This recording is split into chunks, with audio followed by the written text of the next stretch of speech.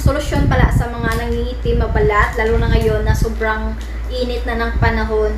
So, kung ikaw nangingitim ka ngayon, baka kailangan mo na ng ganitong pagbabalat. So, ito yung Clarity Essential Peeling Oil. So, dahil nga sa sobrang init na ng panahon, marami na din ang gustong pumuti.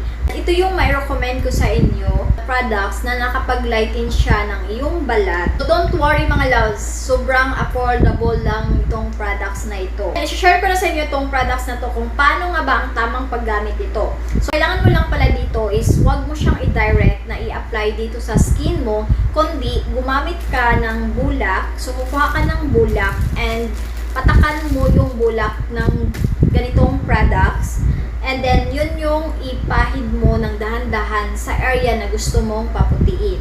Share ko na sa inyo kung paano ang tamang paggamit itong Clarity Essential Yellow Peeling Oil.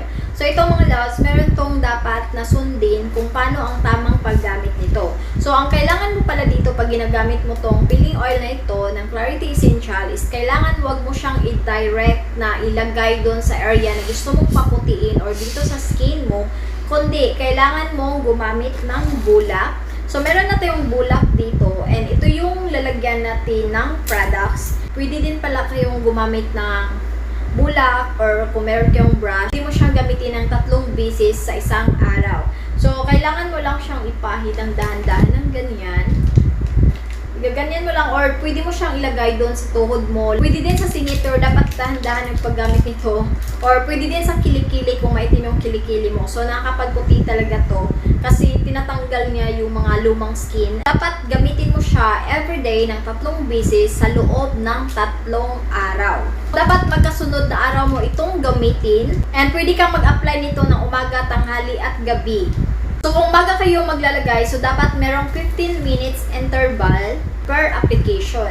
Pagkatapos ng 3 araw, ihinto ang pag-apply nito. So, dapat mo nang ihinto ang paggamit nito. During sa pamamalat mga loves, dapat iwasan mo ang pagbilad sa araw.